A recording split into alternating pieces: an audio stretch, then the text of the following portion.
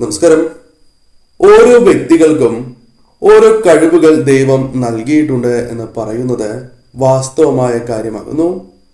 പല വ്യക്തികൾക്കും ഇത് തിരിച്ചറിയുവാൻ സാധിക്കുകയും അത് ശരിയായ രീതിയിൽ വിനിയോഗിക്കുവാൻ സാധിച്ചു എന്ന് വരാം. എന്നാൽ ചില വ്യക്തികളുടെ കാര്യം നേരെ തിരിച്ചാകുന്നു.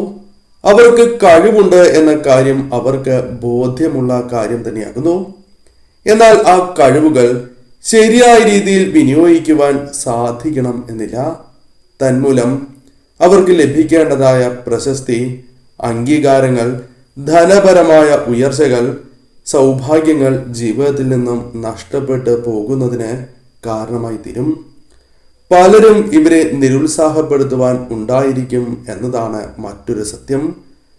പലപ്പോഴും കഴിവുകൾ ശരിയായ രീതിയിൽ പ്രദർശിപ്പിക്കുവാൻ സാധിക്കാത്തതിനാൽ, ലഭിക്കേണ്ടതായ അംഗീകാരങ്ങൾ തേടിയെത്താത്തതിനാൽ, അവസരങ്ങൾ വന്നു ചേരാത്തതിനാൽ പലർക്കും മടുപ്പ് ഉണ്ടാകുന്നതുമാണ്.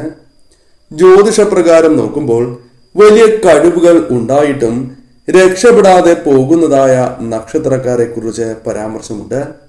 പറയുന്നത് പൊതുഫലപ്രകാരമാകുന്നു.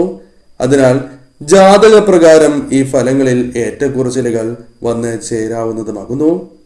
പൊതുഫലപ്രകാരം നോക്കുമ്പോൾ ഞാൻ ഈ പരാമർശിക്കുന്ന നക്ഷത്രക്കാർ കഴിവുകൾ ഉണ്ടായിട്ടും രക്ഷപ്പെടാതെ പോകുന്ന നക്ഷത്രക്കാരാകുന്നു. ആ നക്ഷത്രക്കാർ ഇവരാണ്: ഉത്രട്ടാതി, ചിത്തിര, ചോതി, ഉത്രാടം, പൂരുരുട്ടാതി, രേവതി നക്ഷത്രക്കാരാകുന്നു.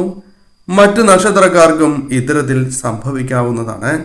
എന്നാൽ മറ്റ് നക്ഷത്രക്കാരെ അപേക്ഷിച്ച് ഇത്തരം കാര്യങ്ങൾ കൂടുതലായും സംഭവിക്കാൻ സാധ്യത ഞാൻ ഈ പരാമർശിച്ച നക്ഷത്രക്കാർക്കാകുന്നു.